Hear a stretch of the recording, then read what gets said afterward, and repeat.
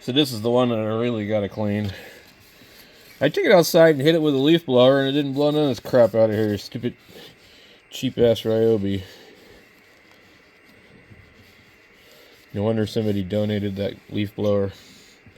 It's one of these battery-powered Ryobis. Anyway, so I'm just trying to get in here. This actually has its own fan. I don't know if it's cooling that one. There's like an extra transformer in here. Now this is kind of trying to copy a Mesa, but it's not really, because it's called the Tri-Rec Infinium, and the Mesa Boogie is a dual rectifier. But these are in fact rectifier tubes, and you can go silicone for high power, valves for normal, and then valves and diodes for medium power. I just leave it on the other, just the 5U4s. So these are just big, huge diodes. But, you know, kind of like a transistor is really just two diodes. So I would guess that this is just kind of like half of an amplifying stage in the first place. But this one here, I've got the back to, and I'm going to put it on it. Looks like that is pulled out of there, which is not good. Or is that even supposed to be there? So this is supposed to be on the back side. Yeah, I remember now. These are these wood things. So the date on these are really funky too. I think it says 1519, which nothing ever makes sense. But what I've seen is this might be a 2017.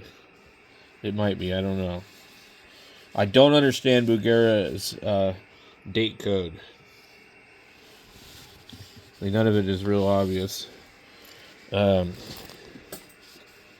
So this other one here,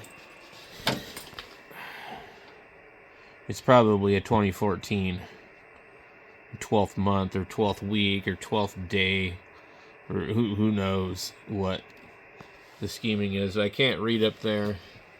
These two appear to be the same as what would be in that one. And this one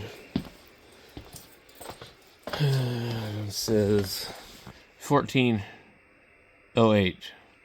So this is definitely going to be 2014.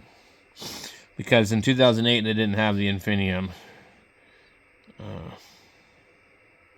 Music Group Commercial Offshore Ltd. These guys had something to do with they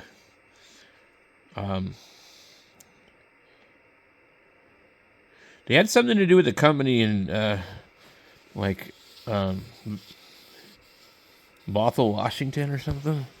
Anyway, so yeah, this is going to be the 2014, and then if you look at the transformer, it's a 2011, and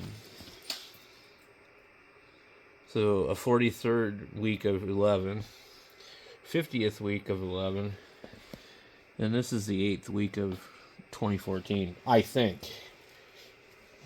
So that would mean this is the 12th week of 2014. So these are fairly close. And this is the 17th. This is the 2017, the second week. Which goes with what the guy said. So, and I remember these being, oh Lord, there's some pitting on here. It's catching the cotton fibers.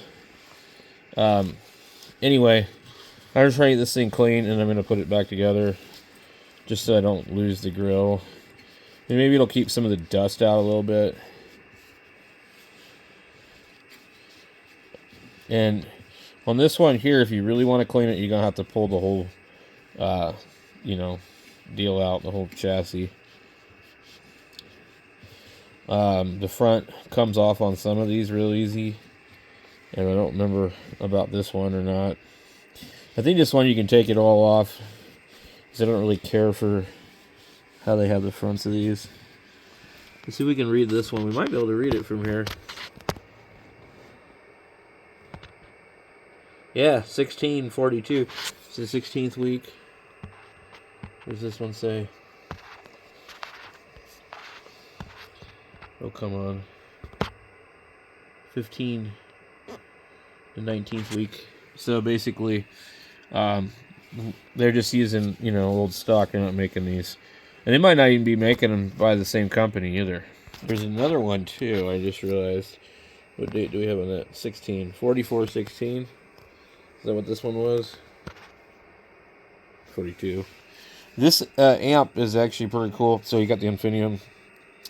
You get a line level out here. You can adjust it. So then you have the effects loop, which let's see, you can assign it to off, remote, channel, or on. They send in the return, normal, ground, positive, negative. You can flip it around, and then you have the external switching. So click that for channel 1, channel 2, channel 3, boost, reverb, and FX loop. And then you have the foot switch, which is pretty huge. It's that same company name. Anyway, some of the other ones have another feature, like a USB. I had, the hell was it? It was a PV Valve King. I think that's what it was called. And it had a USB emulated output. And you could also, one of the things that the PV had was it had a, you could play the amp without any speakers and just run headphones or something. I forget exactly how it worked. Well, let's see if we can fix this piece that's supposed to be back behind here. I don't know if we'll be able to or not. I think what happened is they pushed on it and hit it and pulled out a chunk of wood. But I should be able to just glue it. Anyway.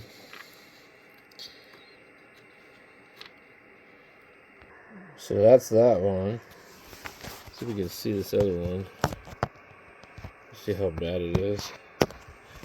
I can't get the camera in there. And we'll see. I squeezed it in there. So there's a right and wrong way to put this thing in here. So you better make sure you got it in right. We got the Tolex coming out in the corner here. See if we can get some glue on that afterwards.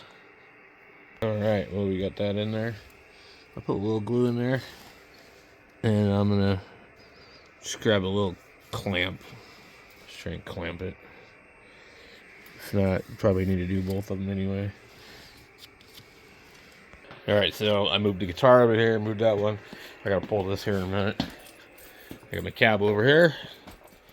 This is a 4 Celestians in an old crate from the 80s. And it's my favorite one. So anyway, we got it here. I'm gonna go get my clamp. I just put the clamp there, let it glue, let it dry. So anyway, we're just doing some different stuff besides ham radio stuff,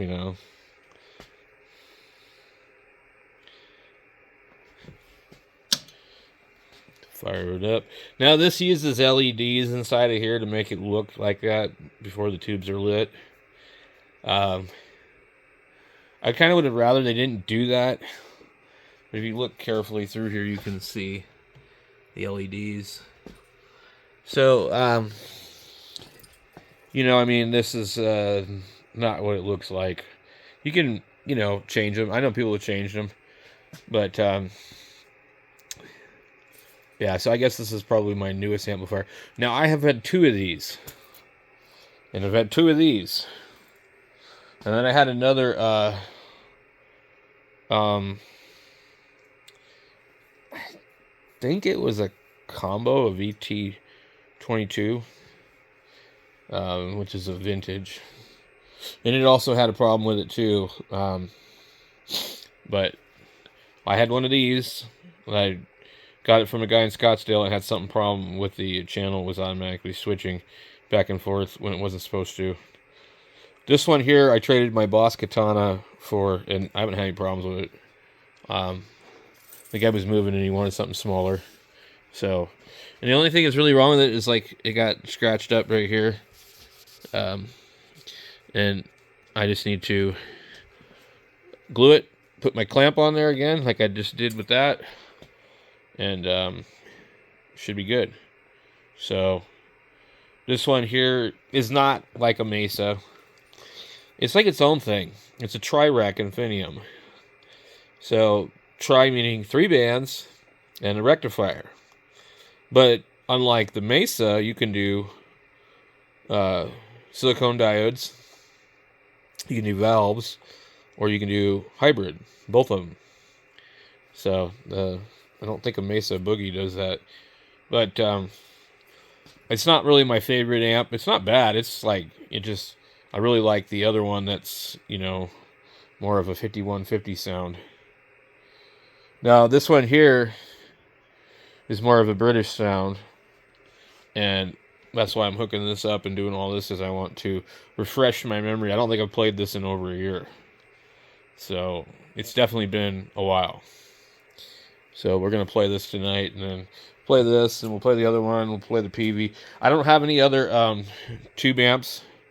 I've got a Roland Soundcube Micro RX, and that's it. I don't have any other guitar amplifiers whatsoever. I used to have a bunch of little small ones.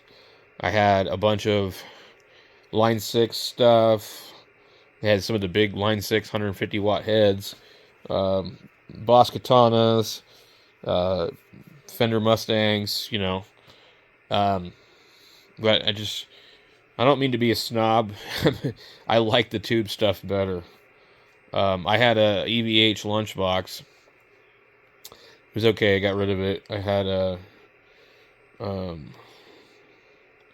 6505 lunchbox, got rid of that. I had a PV Supreme, which is a solid state gigantic head. I had a PV VT Classic 212. I got rid of that. And I've had basically a couple Line 6 Spiders, small ones. So these are what I prefer to play with. They're way too much volume, but like this one has the Very Power and everything. So if you mess with the Very Power, you can kind of run it a certain way where you're in the sweet spot, but you're kind of attenuating the output. I don't know exactly how it does it, but so there's a master and a Very Power, and then there's a volume for every channel. So you can kind of get them all set how you want. Now, what is annoying is it does not go to the channel that you used last. It always goes to channel 1. But the one that I had, it had a problem where it was changing channels on its own or something like that. I don't really care for all the channels. I don't need 3 channels. I think that was like stupid. They should have just kept it with 1 channel. Because here's the thing. These 3 channels are all the same, except for the first channel. The first channel has drive and clean, and then you have modern, vintage, and classic voicing on the other 2 channels. So they should have just made 2 channels, clean and not. So it's a lot of crap there.